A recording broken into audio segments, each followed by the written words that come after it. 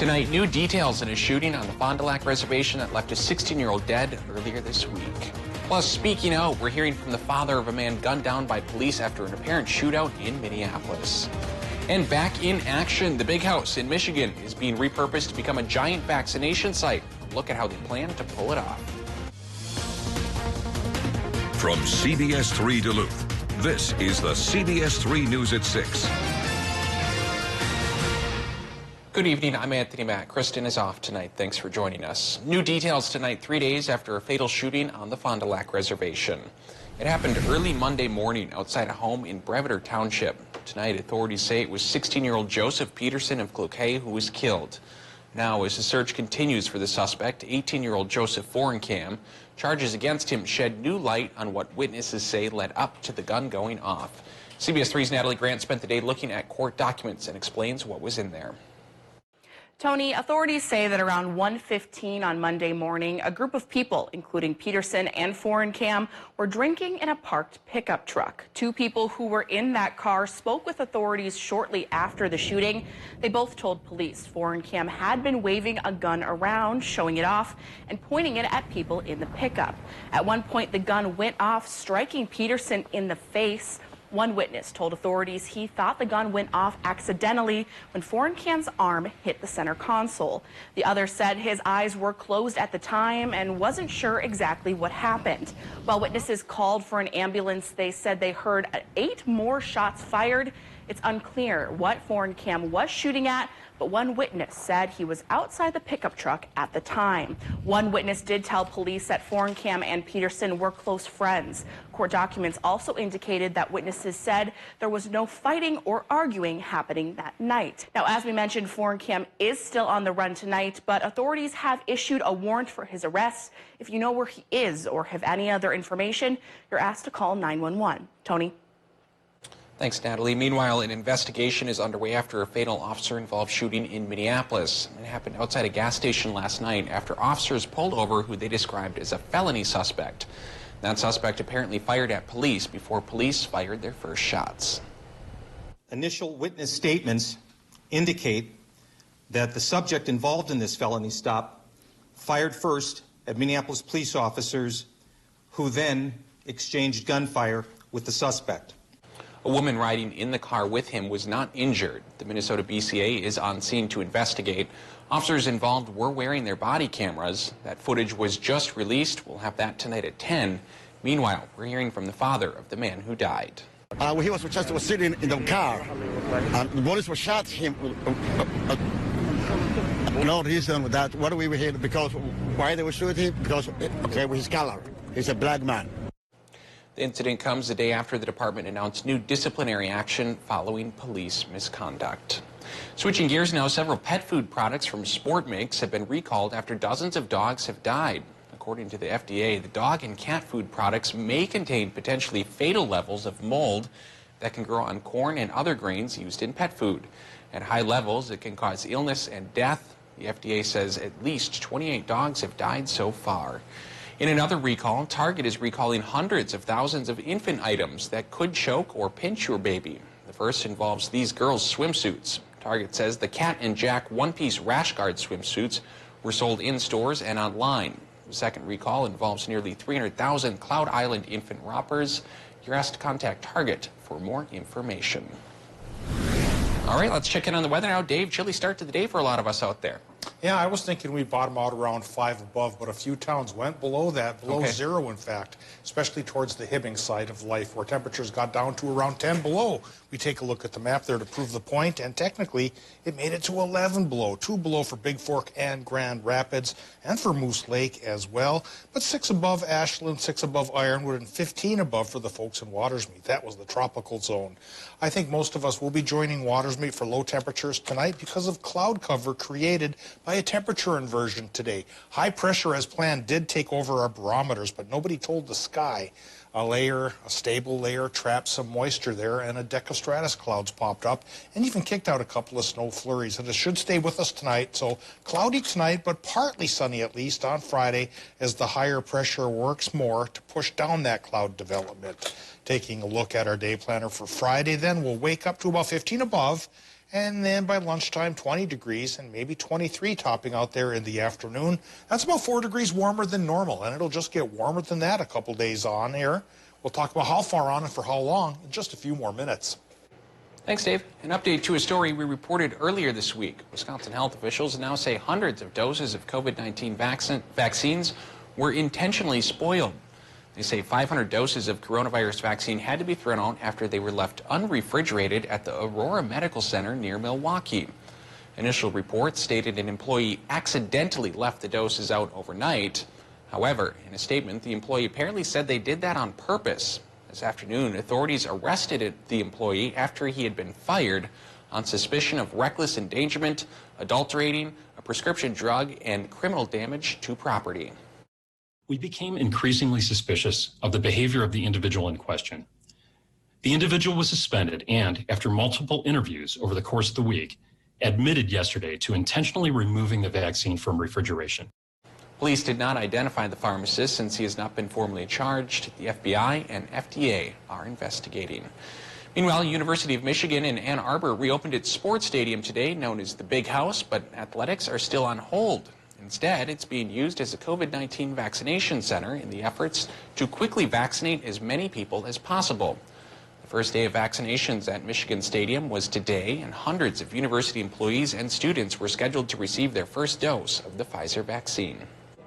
This is an incredibly exciting day for Michigan medicine, for the University of Michigan, and for our entire community. I would just start by extending my incredible gratitude to all of our teams who've been working together for the last 9 to 10 months to take care of our patients, to take care of each other. Before Thursday, Michigan Medicine Health System had already vaccinated more than 6,000 healthcare workers who fall into the vaccine priority group phase 1A. Well, it's no secret COVID-19 took a toll on our mental and physical health this year, but it's also dug deep into our finances. CBS 3's Leanne Valdez shares some tips on how to bounce back in 2021, no matter your circumstances. A lot of uncertainty, a lot of change. It's been a challenging 12 months for most. But with a new year comes new opportunities. With your money. MPPL financial advisor Brian Resch says there are multiple ways to get your finances on the right track in 2021. And they all start with patience. So we see year after year where people set resolutions, they're on the bandwagon for a couple of weeks and then they fall off. Budgeting is also key. It really helps at avoiding impulse buys. Resch says after that, start by setting small goals. So there's a lot of opportunity to make a big impact with even small adjustments if you stick to it. If you are drowning in credit card debt, Resch says to look into possibly transferring debt into a new credit card. Because you might be able to get a low interest or no interest credit card that you can transfer that balance to and then make it a point to pay it off before the end of that time period runs out. For those wanting to save for long-term retirement goals, Resch suggests making contributions to IRAs or Roth IRAs. Roth IRAs are a little bit more flexible in that you can get your principal, the amount you contributed, back out under certain circumstances prior to retirement age. Resch adds with a traditional IRA, there could be barriers and penalties for taking money out. Having a financial nest egg can also help you in the long run and set you up for success in the new year. Having an emergency fund that you can access in times of stress is absolutely critical to having financial security. If you'd like more financial tips, head on over to our website. A proposed merger between two of Duluth's tourism-based organizations is now on hold. Both the DEC and Visit Duluth's boards voted earlier this month to stop talks about possibly working together. The goal was to create one agency to promote the Zenith City. Now, Mayor Emily Larson wants to put out a request for proposals this summer, seeking destination marketing services to contract with the city. Right now, the city uses Visit Duluth for marketing work, but that contract expires at the end of 2021.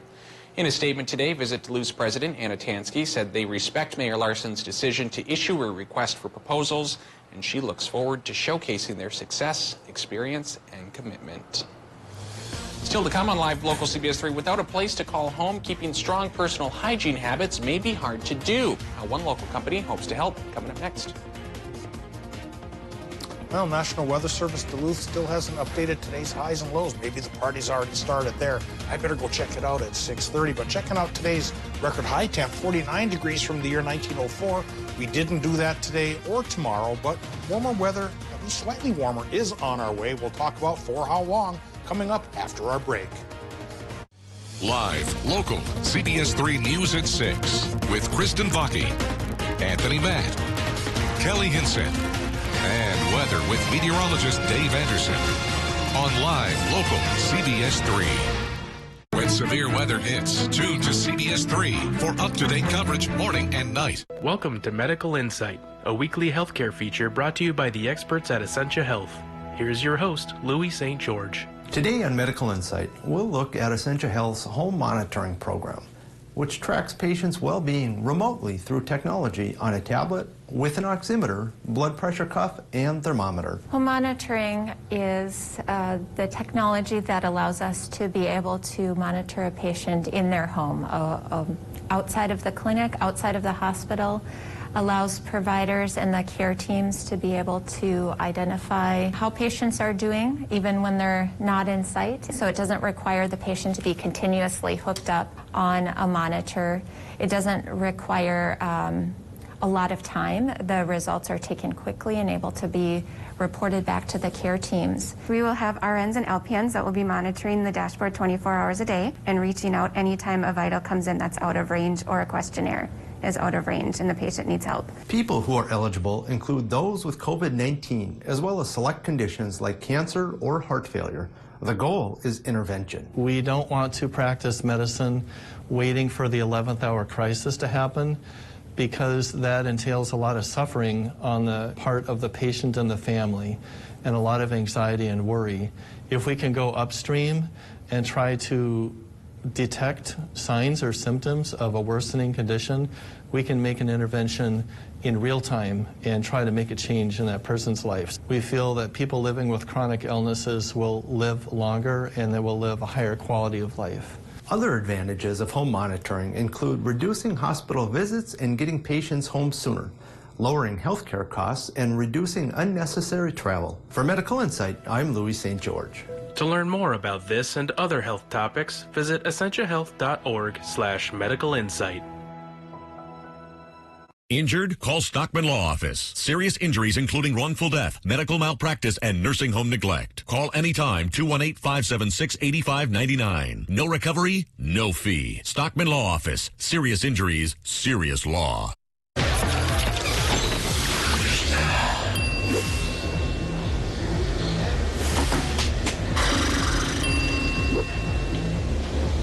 If you need to do something to feel okay to drive, you're not okay to drive. Don't drive buzzed. 3, 2, 1, open for business. You're doing it! I'm doing it! I know Gina from high school, and she's donating a kidney. I'm a giver. Big smiles. Not the pageant one, Jill, the real one. I'm more jazzed than I thought I'd be, and that was pretty jazzed. The comedy starts at 8/7 Central tonight on CBS.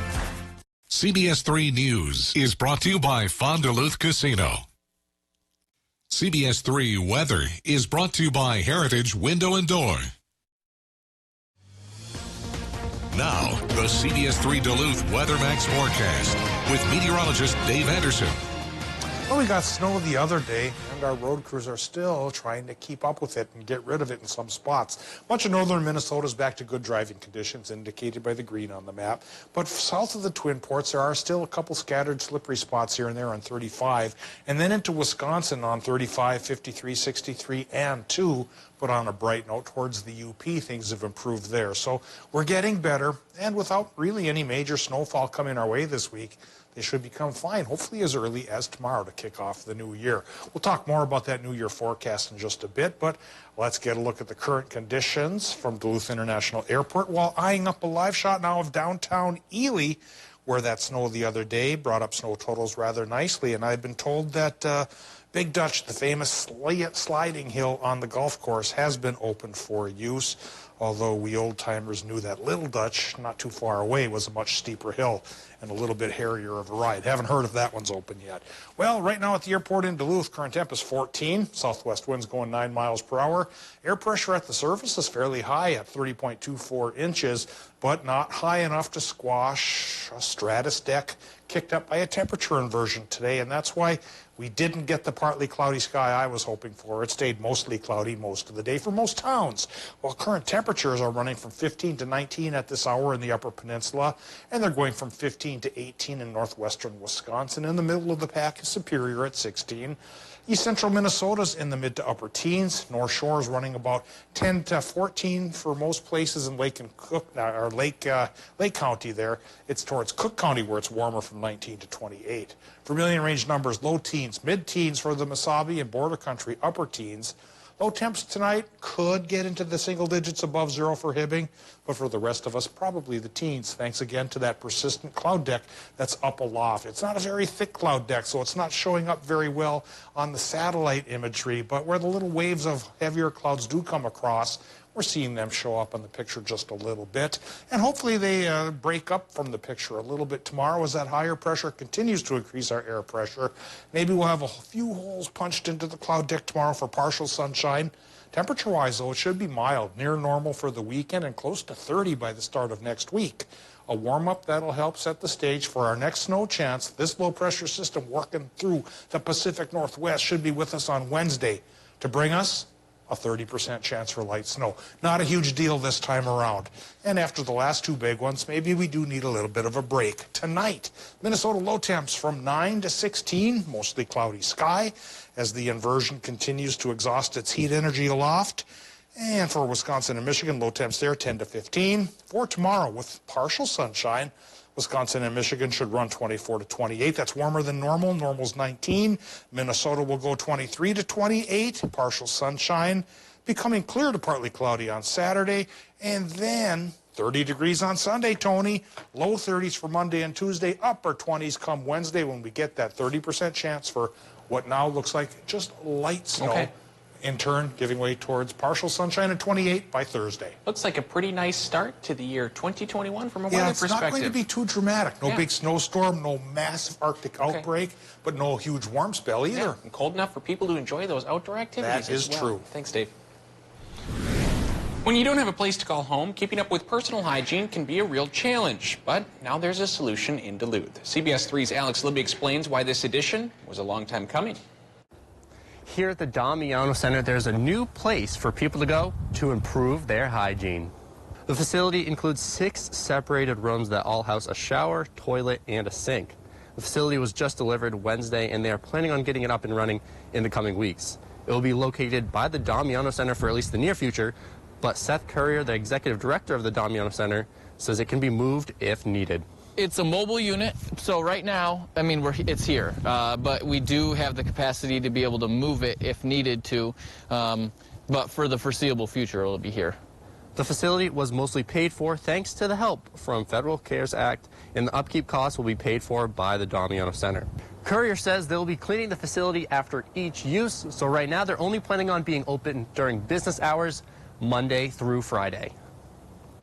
Damiano Center leaders say they plan to require reservations for the hygiene facility, and coming up tonight at 10, we'll hear from city councilors who have worked for years to make this happen.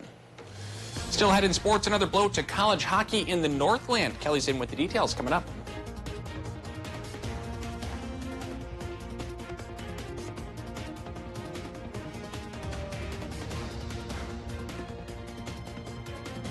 Get your new air and snow blower from Duluth Lawn and Sport, 4715 Grand Avenue, Duluth. To stay up to date with the news and weather that impacts you and your community, continue watching CBS3.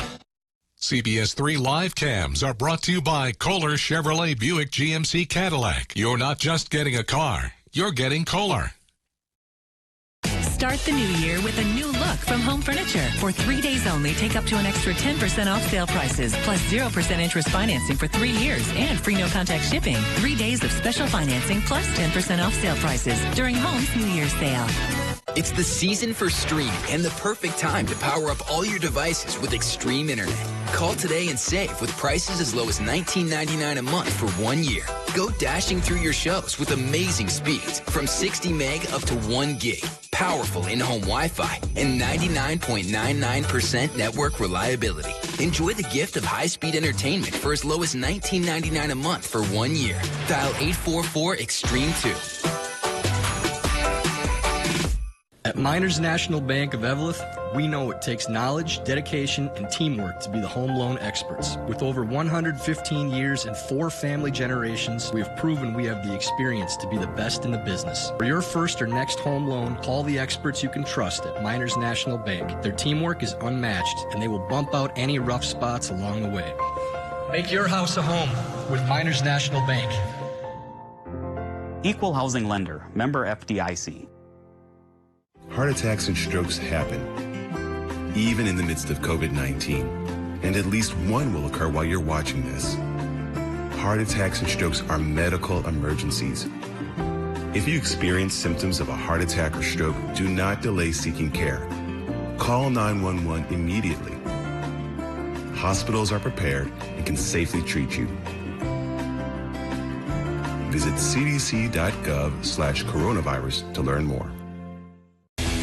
Skilled trade workers are the backbone of every community, and also the Army National Guard. Soldiers get paid training to keep the power flowing, engines running, and supplies moving. Army National Guard soldiers are learning skills that can set them up for success with companies looking to hire the best. The Army National Guard basically built my resume for me. Find out how you can learn a trade and serve part-time for your community and country by visiting nationalguard.com. Mining. It's a part of Minnesota's history that affects everyone in the Northland still to this day. From environmental issues to economics and so much more. Join me, Kristen Baki, every Tuesday for Eye on Mining, a fair and unbiased report that answers the tough questions surrounding the world of mining. Eye on Mining with Kristen Baki. Tuesdays at 10 only on live local CBS3. Brought to you by Iron Mining Association. During Home's New Year's sale at Sleep Express, get 0% interest financing on any Tempur-Pedic mattress for 6 years. Plus, Home will give you a bonus $300 shopping card, free delivery, setup, and a 120-day comfort guarantee. Home's New Year's sale at Sleep Express.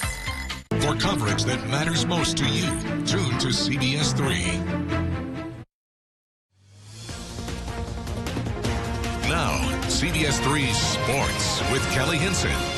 It really does feel like forever ago that the UMD women's hockey team last played a game. Their last scheduled series was put on hold, and the start of the second half of the season is also going to be put on hold. The team's series set for Monday and Tuesday of next week against the University of Minnesota has been postponed. According to the press release, the Bulldogs will be unable to meet the minimum number of players required to compete outlined in the WCHA's return to competition protocols. As a result, the series is postponed to later in the season. At this time, no date has been set on when the series will be made up. As always, we will keep you updated as this story develops.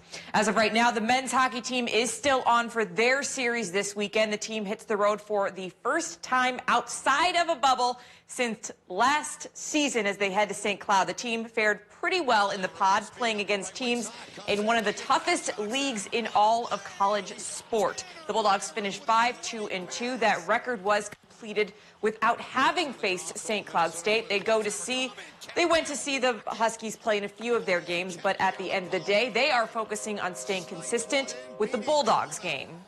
Yeah, I just think one thing our team can definitely keep improving on is just capitalizing on our opportunities, whether it be hitting the net or just clean breakouts, good passes, make sure we're communicating on the ice and taking advantage of every chance we get. If we get a lead on a team, we can't afford to be losing that with how tight the standings are and how good every single team is. Every game matters, and we just got to try and get as many points as we can. Just being more consistent with our play. I think we started off pretty strong, and we got, obviously the points that we needed, but we weren't great. But I think we built every single game. And then so just bringing that into the next couple weekends and the rest of the season is obviously going to be really important for us.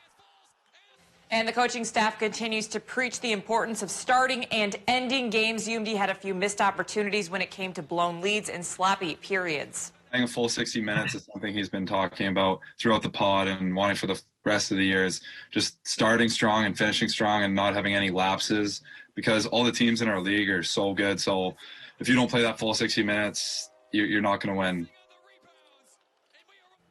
UMD takes on St. Cloud State this weekend on the My9 Sports Network. There is no better day than New Year's Day for college basketball border battles. The Gophers coming off its best stretch of basketball in over 2 years, picking up wins against 4th-ranked Iowa and 17th-ranked Michigan State. Today was the 6th-ranked Badgers, who were eager to bounce back following a blowout loss versus Maryland. Minnesota would struggle shooting-wise, but on the other end, Wisconsin making him pay. Jonathan Davis comes up with the steal, then jams it home on the other end. Moments later, Marcus Carr trying to get back into this game for the Gophers, and this will help. A 3-ball makes it a 4-point game. Carr was held to just 10 points on the day, which explains a lot. To the second, Wisconsin starting to distance themselves. Demetric Trice makes a move, then hits the step-back 3. It's a 23-point lead at that point for the Badgers. Wisconsin snaps Minnesota's 3-game winning streak, winning 71-59. With the spin on. Tony, the Bulldogs are heading to your old stomping grounds. My old stomping grounds, yeah. I'm curious to see how that goes. I admittedly have paid very little attention to college hockey this year, so I don't know who's good and who's bad. But I think I can pull for the Dogs this weekend. Yeah, it's a bummer. If only it was someone came into the studio every day with all the latest in college hockey news. If only you had that luxury. I guess I mean more on the Huskies side of things, Kelly. Yeah, we don't talk about them. We don't talk about them. Yeah, thanks, Kelly. Well, later tonight, in a year marked by a pandemic, there was no shortage of sad and heartbreaking storylines in 2020. But tonight, on the CBS3 News at 10, we're taking a look back at all of the good that came out of the year and exploring how our communities came together to help each other through a very trying time. Join us as we take a look back at some of the most heartwarming stories of the year. A waste worker from Wisconsin is going viral with an important holiday message: don't recycle Christmas lights. Phil Schreiber says with Christmas decor, getting the post-holiday pitch in properly disposed of lights can cause major problems for waste operations. It's no joke. Take a look at the amount of lights pulled from the gears in just a matter of days. He's raising awareness by posting TikTok videos under his alter ego, showing folks the proper way to dispose of their lights. And it's working. The videos have received more than 2.2 million views already. Dave, I don't think I know the proper way to dispose of holiday lights. Do you? Well, take them off the tree, number one. Yeah, there's a good start. And I think Menards or maybe some stores like that maybe take them in to recycle them, but I'm not sure. They just might. Yeah, you know, anyone with a snowblower who's caught Christmas lights outside That's not fun. knows how they wrap around that impeller. Yeah, big messy Hate to situation. see that at a place that grinds up trees as well. All right. Chilly tonight? No, not as bad as this morning. It got colder, frankly, this morning than I expected, but tomorrow morning should have low temperatures about 10 to 15 above rather than 0 to 10 below like this morning. Then Friday, partial sunshine, I hope, in the afternoon. High temp 23 is warmer than normal, and that warming trend continues through about Tuesday when it starts to strike the 30s. Next snow chance is just a slight one. We have to wait for it until next Wednesday. Thanks for joining us. We'll see you again at 10 o'clock. Change